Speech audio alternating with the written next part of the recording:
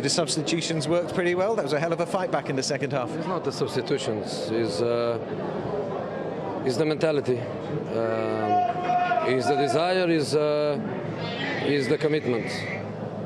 As I used to say, nobody is important, only the club is important. This is not about me, this is not about the players, this is about the club. And in the second half, the players, they gave absolutely everything, nothing more to give. We saw the explosion of relief. We heard the explosion of relief from the fans, from everybody. It was just was it a case of confidence when that first Juan Mata free kick went in? It seemed to bring the crowd to life and the players. You know, I am 55 years old, and in spite of it's the first time that I see in football a man hunting. I am 55. I am mature. I can cope with it, and I can live with it. I think clearly some of the boys, in spite of they are not the man that is hunted, I think that they are not coping well with it. And the way they start the game was absolutely panicking. Every ball that was in our box, I thought even in some moments we could even score in our own goal. And it's not easy. It's not easy for them.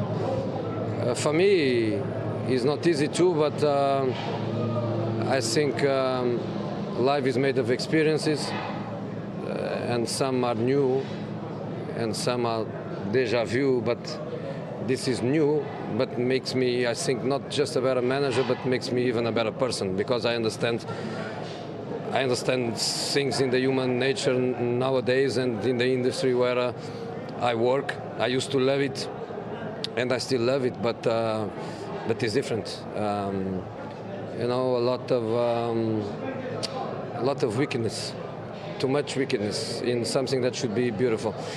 And as I was saying, I cope with it with some sadness, obviously, but I cope with it, and I survive. I'm mature, I'm a big boy.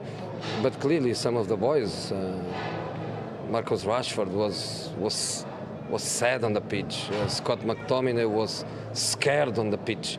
And even all the players, they commit mistakes that are not normal. I think at half-time we had a good conversation. We didn't promise to each other that we were going to win the match, because we cannot promise that. We promised to each other that we were going to give absolutely everything, without any fear, without any pressure, just the pressure of give everything. And of course, they gave everything, and I don't want to say we were lucky, because we fought so much for that. I think the boys, they deserve, but even if the result ends with a 2-2, even if you don't score the last goal, the feeling would be a positive feeling, because as I was saying, nobody can promise to win matches, but a professional should promise to give everything, and the boys, they gave.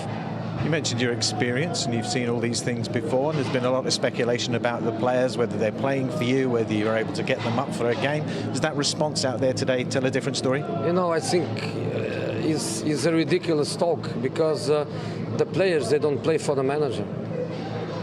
If the players play for the manager, they are not good professionals. Because one day they like the manager and they play for them, and the next day it comes a manager that they don't like and they don't play for him, but they still get the money. So I think it's a ridiculous talk. I don't think in BT you work better because you like your boss, and if a new boss comes and you don't like him, then you don't do your work professionally. It's not about that. It's not about that. And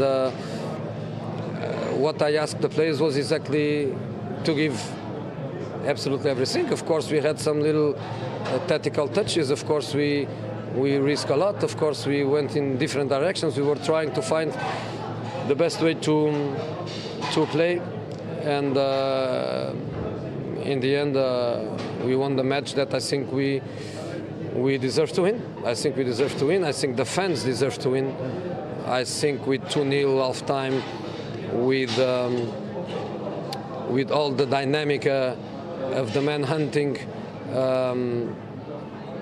I think they behaved amazingly well for the team. You know, I don't even like people to sing my name. I for the team, and this is what a football club is, and Manchester United is a big football club. Does it calm down all the talk and the speculation about your future now and come back in 2 weeks' time? We expect to see you here doing the job again. You know, as a friend of mine was saying to me this morning, if tomorrow rains in London, it's my fault. You know, I go to London tonight. If tomorrow rains in London, it's my fault.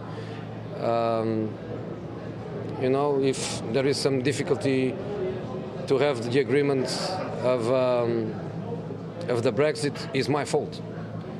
And I have to be ready for all of this. I think a lot of wickedness, and the clear manhunting that I think in football is too much. But as I was saying, is my life, is the life I love, is the life I work. Since I was a kid, I work for this, and I will love until my last day. So it's one more experience in my life. Maybe the manhunt will stop. Thanks, Jose. Thank you.